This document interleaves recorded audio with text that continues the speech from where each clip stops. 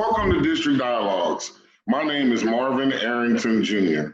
I'm the Vice Chair of the Fulton County Commission, and I represent District 5 in Fulton County.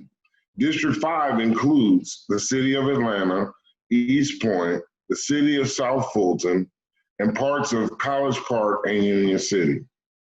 In this time of social distancing, we are pleased to bring you our show virtually. While the look may be different, we still have the same good content and information to share with you. Today, we will be talking about the Veterans Memorial in Atlanta, the reopening of Fulton County government, and virtual arts grants. My guests today are Anna Roach, Fulton County Government's Chief Operating Officer, Lionel Thomas, the Director of Fulton County Arts and Culture, and Reverend Edison J. McGee, President of the Metro Atlanta Chamber of Vietnam Veterans of America. Up first is Ms. Anna Roach, Chief Operating Officer for Fulton County Government. How are you today, Anna? Commissioner, how are you? Thank you so much for this opportunity to be a part of your dialogue. Well, thanks for joining us. I thought it was important that we share with our audience Fulton County's plan for reopening. We've heard you thoroughly go through it at the commission meetings. And so we just wanted the opportunity to give you an opportunity to let the public know Fulton County's plan for reopening and providing services. So well, thank you. Go ahead. Well, thanks again for that opportunity. I do think it's important for the public to know how and when its government services will become available to them. I would like to start with your permission, though, Commissioner Arrington, Vice Chair Arrington, by telling the public a little bit about the criteria that we use to determine whether or not it is safe from a public health standpoint for us to reopen our facilities to the public, as well as bring our employees back to work. There are three things that we're taking a look at. We're looking at the number of cases, our ability to provide tests, and our ability to provide personal protective equipment. With respect to cases, what we're looking for, and we are doing this exercise in conjunction with both the CDC as well as our Department of Public Health, is we're looking for a downward trajectory in positive cases over a 7-day period of time.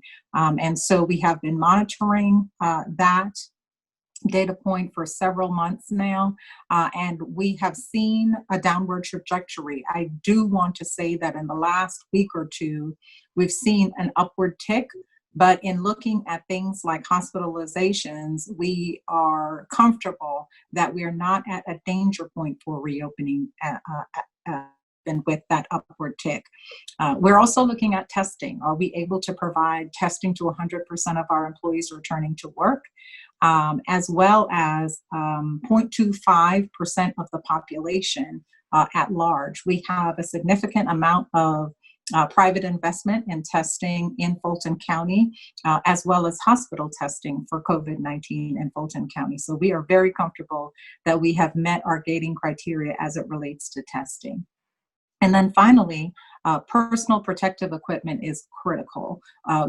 Everybody in the public sees that, everyone is very intentional about making sure that they're wearing a face covering when they're outdoors or interacting with others. Well, at the county, before we reopen, we want to make sure that we have enough masks as well as other protective equipment to provide to our constituents if they come in without one, as well as our employees who are interacting each other and the public as well. So we're very comfortable at this point that we've met all three of our gating criteria to open.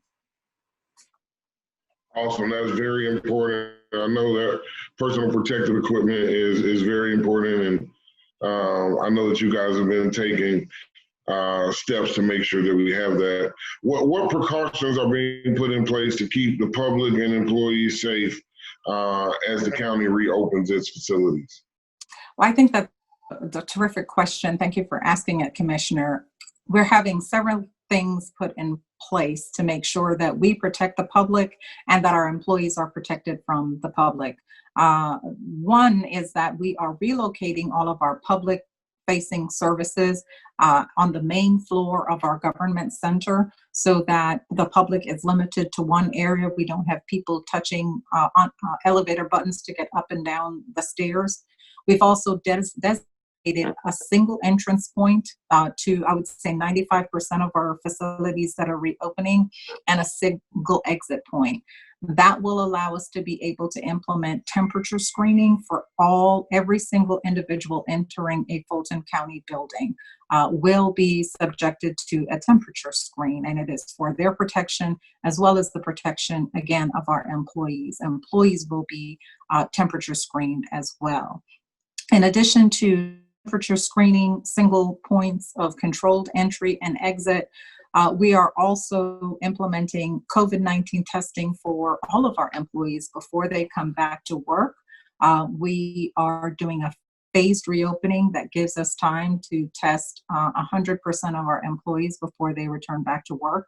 And it's a measure I think that the employees appreciate as well as a precaution. So in addition to testing our employees, controlling our entrances, we have put in place what is called a barrier cleaning, which is a sanitizing method which does a fogging after a cleaning of all of our Fulton County facilities that are reopening. And that barrier provides 14 to 21 days of prevention for hard surfaces for contacting the virus. So we're very proud of the things that we've put in place to protect both the public as well as our employees as we look to reopen our government. Awesome. Now, what happens if I show up to renew my tag and I've forgotten my face mask and I don't have face covering?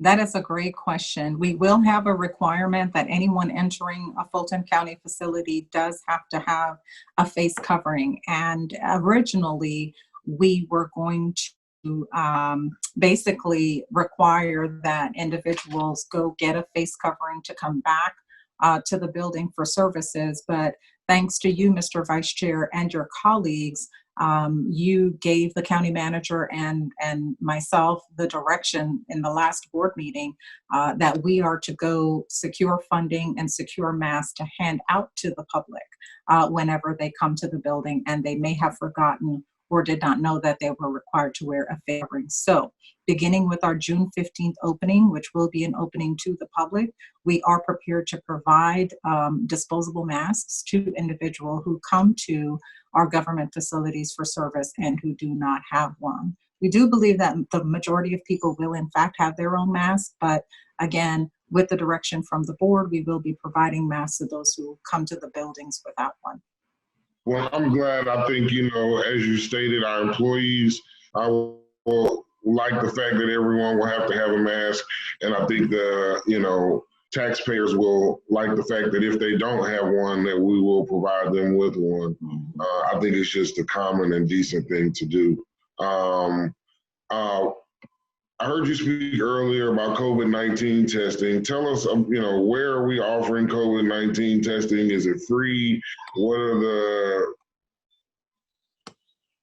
particulars about the COVID-19 testing that is currently being offered in Fulton County? That's another great question, Commissioner. We have evolved our model for providing COVID-19 testing. Right now, we have 3 primary testing locations that are run by Fulton County. But again, we have several across our county that are provided in partnership with our private sector, such as Walgreens and CVS. Let me start by telling you about the sites that are covered by Fulton County. The first is at the Wolf Creek Amphitheater on the south end of our county. The Wolf Creek Amphitheater is located just off of Camp Creek Parkway on Merck Road. The address is 3025 Merck Road. All of the COVID testing that I'm going to talk to you about provided by the county is free of charge. So again, our first, what we call our specimen point of collection site, is the Wolf Creek Amphitheater on Merck Road. Also provide COVID testing as a county in conjunction with our Board of Health at the North Fulton Health Services Center. The address of that location is 4700 North Point Parkway, and it's the same nasal pharyngeal test that is provided at the Wolf Creek Amphitheater, the yucky one that people don't like because they have to insert the swab really far. And that leads me to our third site, which is just off Boulevard. That is a site, the test is self-administered using a Q-tip. So they give you a Q-tip, you insert the Q-tip. It does not go as far as the other tests that I described before. So those are the three sites that are run by the county. Greenbrier Mall has a site that is run by Core Services. It is free as well. There is a site at the Georgia State Stadium that's run by the National Guard. I will say the National Guard sites are ramping down. The National Guard is going in a different direction in terms of their support to the state on COVID testing. So they've set up those testing sites, they've reached their capacity there, and so they're moving their operations along. On the Georgia Tech campus, CVS provides a COVID testing site there. And the unique thing about the CVS COVID testing is that you do get your results in what people have told me about 30 minutes or so. So they do have a rapid test that's being provided by CVS. Well, I did not like that nasal test at all, but I'm glad to get it done and glad to know that my status, that, I did not have COVID-19. But yes, we want to certainly encourage all Fulton County residents to get tested and to know their status, their COVID-19 status. What has Fulton County government done to adjust its services as a result of COVID-19? Well, I'll start with the one that you've experienced most directly, Vice Chair Arrington. We have changed the way that we meet as a county. Our Board of Commissioners meetings are 100% virtual at this point. We do still stream them 100% of the meeting online, as well as provide via YouTube. But the whole meeting experience has been moved to a virtual one. Constituents can find that they have the opportunity to do and participate in public comment, even though we have gone virtual. And I think that's been a successful transition for us. The other thing that we have done to adjust is closing our government facilities themselves to the public. And that has been a huge adjustment for our public, but with the guidance to self-isolate, as we look to get this pandemic under control, I think our constituency has been extremely patient with us. And now, again, we're in a mode of looking to reopen our services. The other thing that we've done to adjust to COVID is increase virtual programming in three primary areas: arts and culture, which our very capable director, Lionel Thomas, will talk a little bit about with you later. Senior services, as well as libraries. So you will see in those intimate services where we have lots of constituent interaction, we have engaged in very creative ways to provide a lot of our services in a virtual setting. So I would say the three primary ways that we've adjusted to COVID is moving to virtual meetings, providing virtual programming in the areas that I mentioned before, and then closing our facilities to the public. That's how we've adjusted. All right, and lastly, how can our audience find out more information about COVID-19, Fulton County government reopening, and all of the services that you spoke about? The COVID-19, we have a comprehensive website that we stood up at the beginning of this pandemic. It is linked to the Fulton County website, but the direct link to it is fultoncountygov.com/COVID-19. That is our information hub with all of the details you will need about how to access virtual services. It has of the governor's executive orders related to COVID-19, as well as a dashboard reporting the number of cases, number of deaths, infection rates, etc. But most importantly, on that website, you will find news and information about how to access food services, meal services, COVID testing sites, all of the online services that we are providing, as well as links to watch our Board of Commissioners meetings online. So it's a very comprehensive website, and I encourage everybody to go there to get information about how we are continuing our services in this environment. The two other websites that I'd like to drive you to are the senior services websites to get information on seniors, as well as a lot of seniors know the Star Line. They're very used to accessing the services that way. Our Star Line is still operating, and we are accepting new cases and triaging cases into our Star Line. That telephone number is 404-613-6006. So don't be afraid to access our service any one of those three ways. And we're here to serve. We continue to be here, and we look forward to continuing to serving our constituencies. Well, thank you so much, Madam Chief Operating Officer, for all the time that you have taken during this COVID-19 and for sharing that information with our audience. Absolutely. Vice Chair Arrington, the one thing I'd like to highlight for the public is that we have started reopening our services to the public. On June 8th, we opened our administrative offices, our back offices, just to sort of test all of our protocols for social distancing and providing PPE, et cetera. And now that we had a successful transition for our administrative offices, we're proud to say on June 15th, we will be opening a lot of our public services. Please do go online to see what will and will not be open. But on June 15th, you will see openings in the tax commissioner's office, the tax assessor's office, a lot of our court services, still suspending jury trials, however, as well as behavioral health. Our library services will begin on July 1, but only with curbside services.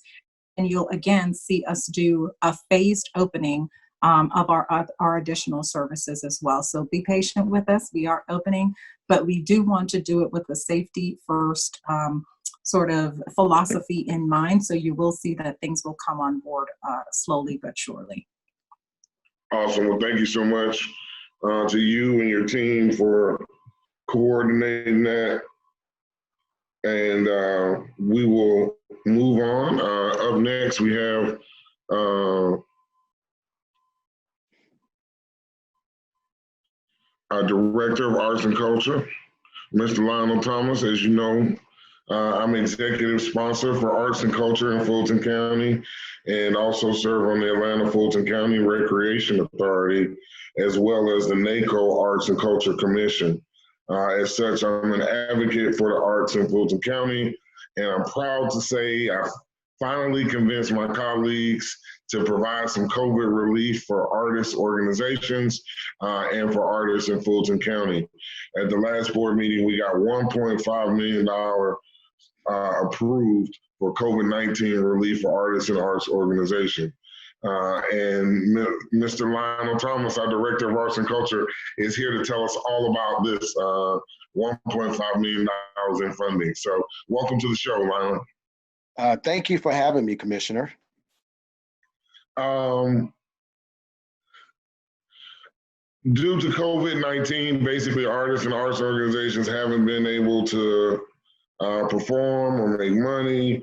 How do you believe that this $1.5 million will help those artists and arts organizations? First of all, I want to thank you for your leadership and your insights into providing the kind of funding that is necessary for the arts community to get through COVID-19 and the relief efforts. I certainly want to thank you and your colleagues as well as county leadership for understanding and realizing the importance of arts and culture and what it does to the vibrancy of our community. With regards to the 1.5, and certainly as the largest public funder of arts in the state of Georgia, we're very excited to be able to provide some relief efforts to what we're considering small businesses that are out there in the arts community.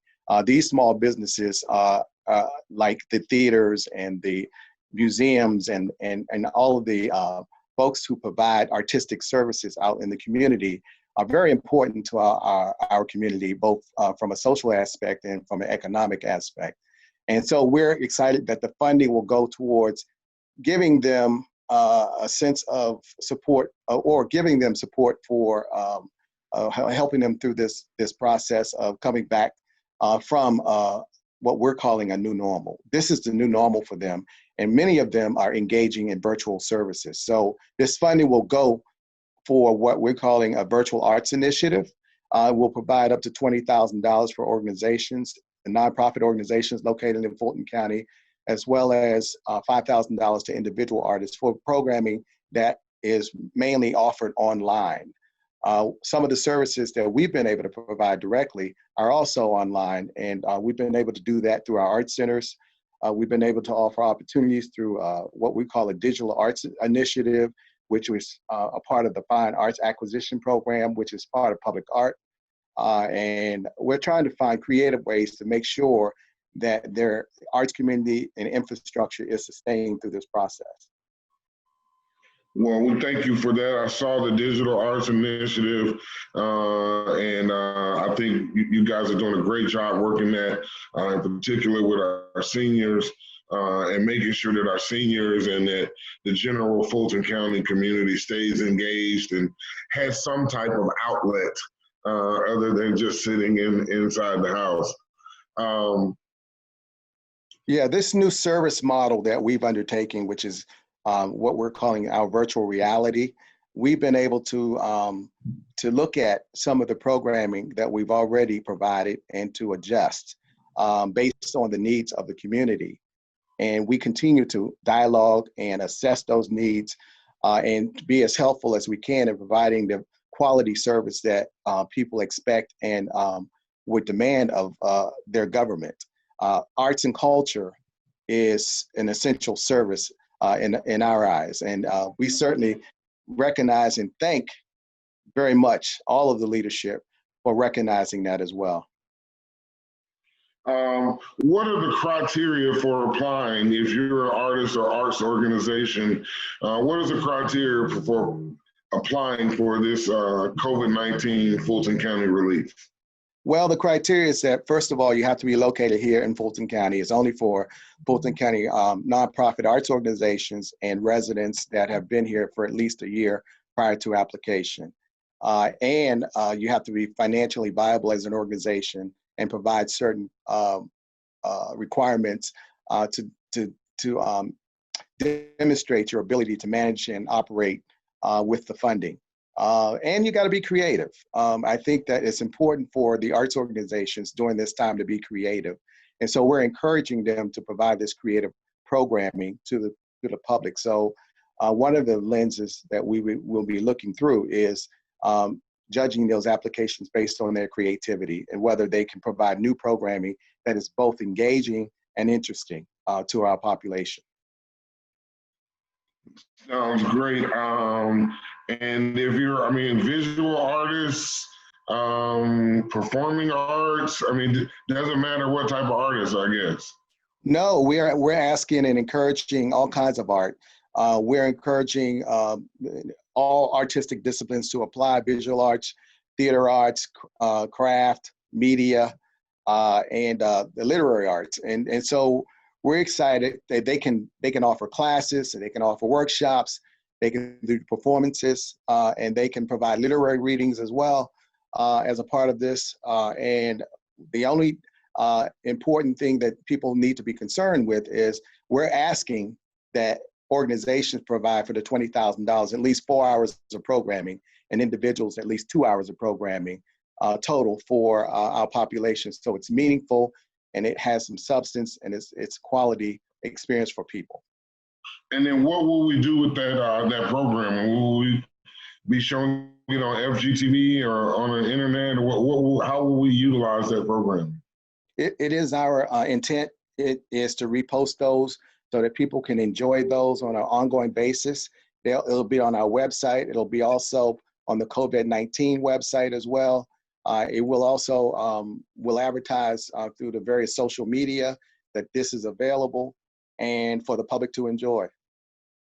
Awesome, awesome.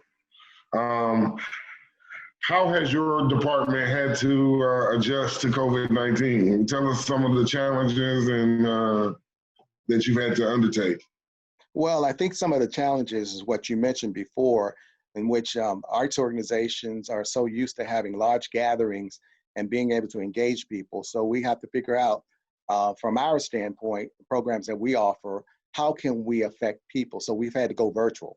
And our virtual reality is that we've actually offered online services as well as indirect services and funding to organizations and individual artists in the creative community.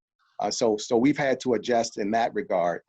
In the kinds of programs that we offer, we continue to offer the same programs, but we've gone virtual. We've engaged the community through various conversations and community conversations and dialogue through virtual means. So we've had to adjust and be virtual, so to speak, until this new normal is lifted. Sounds good. Well, it looks like thank you to you and your team. You've been doing a great job of that. How can our audience find out more about how to apply for the $1.5 million in COVID-19 arts funding and just more about arts and culture in general? Well, they can go to our website at fultonarts.org, or they can leave a message at 404-612-5780, and someone will get back to them within 24 hours. So that's how they can engage us. All of our information is on our website. We have also engaged external affairs to help us as well to get the word out for all of our programs. And it's also going to be listed on the COVID-19 website. So through the various mechanisms, we're able to communicate those things, but primarily through our website. Thank you so much, Mr. Thomas, for you and your team and all that you've done to help continue to promote arts in Fulton County. We are very thankful. Thank you for your support as well, and the colleagues on the Board of Commissioners and county leadership for recognizing the importance of the arts and what it means to our community. All right, up next, we have Reverend McGee, President of the Metro Atlanta Chamber of Vietnam Veterans of America. Welcome to the show, Reverend McGee. Thank you, Commissioner, for the invite, and I'm excited about being here. Thank you. All right, I like that Purple Heart hat. Yeah, I mean, there was 209 young men from the city of Atlanta, Fulton County, that earned that didn't come back home with it. And we are excited that Fulton County has endorsed the project, and the city of Atlanta has moved forward with allowing us to have land in Piedmont Park to actually construct the memorial. So we are on track for Veterans Day 2021 to have a site finally in Fulton County that would acknowledge and memorialize the heroes that we had from the Vietnam era. And I'm hoping that we will build such an excitement around the memorial that it will be extended to all generations of Atlantans and Fulton counties that have served and paid the ultimate price for the freedoms that we enjoy in this city and this county every day. So your organization is the Vietnam Veterans of America, and you all are looking to build a memorial at Piedmont Park to honor all of the veterans that came from Atlanta and Fulton County? Sure. What kicked this off, one of my best friends, I went to Washington High School right now. One of my best friends was killed in Vietnam. And every day since I returned, I was thinking of a way to honor him. And President Obama introduced a proclamation in 2012 that asked the nation to make amends for the way my generation of veterans were treated during the Vietnam era. You know, we had the civil rights movement going on. And I think that they kind of overlapped, and forgot those young men that left Atlanta, Georgia, and went into the first fully integrated military in this country. In 1954, the last colored unit was deactivated, and we became one military. So everybody that left Atlanta went into the military. White, blacks, Hispanics, Native Americans all lived together. We trained together. We learned together. We served together. In the case of the 258,000, we died together. And I think that Atlanta, Fulton County is the place to build this memorial, because we're going to tell the story of these young men that left Atlanta. You know, what would it look like? What did Atlanta look like when they left, and what it looked like today? Fulton County was lily white when I left to go in the military in 1967. The Atlanta City Council was lily white. But, you know, I grew up on the street, on Drummond Street, with Julian Barnes and Michael Julian Barnes. So Michael has taken on this project as his, he's our point man for the project. Now we are getting ready to make a documentary to tell the story about these young men. I just recently moved into Hatesville, and I had an interview with the Atlanta Journal-Constitution of all the papers in the world. And it's the day it came out, the interview came out, a young man called me from Auburn, Alabama, that grew up in Hatesville. And he sent me the background and information on 4 young men that was killed in Hatesville, and gave me the contact of other Vietnam veterans in this area that would be very supportive of this project. So we're excited about it. I think everybody that served during that period is very excited about it. So I want to thank you for your leadership with helping us. Well, we are thankful for you and your service to this country. And certainly, if there's anything that I can do, or that we as Fulton County can do to honor you and that service, I think it is most appropriate. And I'm glad to see that you all are taking the lead on this issue to build the memorial to the Vietnam veterans of Fulton County. I think it's most appropriate, and I think that I'm sure that we will get support from all of Fulton County and from all of the commissioners and leadership, because we would not be here today. I would not be in this position as commissioner, but for your service to our armed service. So thank you again for your service.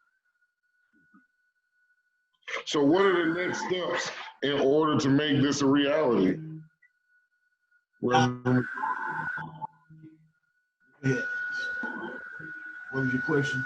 What are the next steps in order to make this memorial a reality? What do we need to do? How can I help?